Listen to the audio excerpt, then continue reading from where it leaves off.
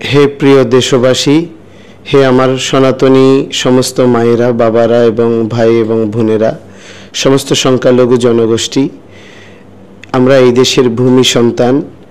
এই দেশ আমার মা এবং এই দেশ মাতৃকাকে আশ্রয় করেই জীবনযাপন করা আমার স্বধর্মের জন্য সর্বোত্তম স্থিতি বলা হয়েছে। জননী জন্মভূমিশ্চ স্বর্গাদপি গরীয়সী।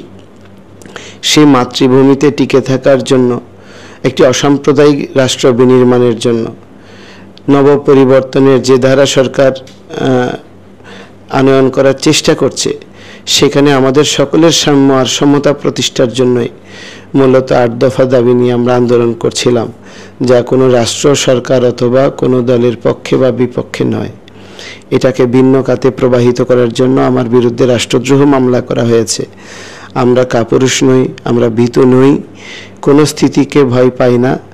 পরমেশ্বর ভগবান বলেছেন নরানাঞ্চ নরাধিপ। রাজাকে ভগবানের প্রতিনিধি বলা হয়েছে।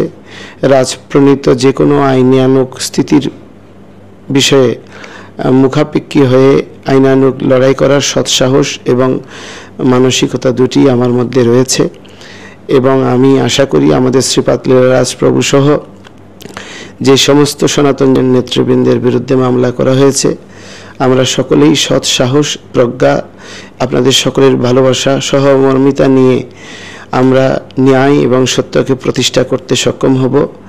এই ধরনের ছল কপটতা দিয়ে এই অসাম্প্রদায়িক বাংলাদেশে সাম্প্রদায়িক শক্তির যে উত্থান প্রচেষ্টাকে ত্বরান্বিত করার জন্য এই ধরনের মামলা প্রদান করা হয়েছে। আপনারা সকলেই মিলে সহযোগ দিয়ে এই মামলা এবং সার্বিক স্থিতিতে সনাতনীদের ঐক্য সুদৃঢ় রাখার জন্য সবাই যার যার অবস্থান থেকে সহযোগ প্রদান করবেন এবং এগিয়ে আসবেন, এই প্রার্থনা করছি। শুভ প্রণাম।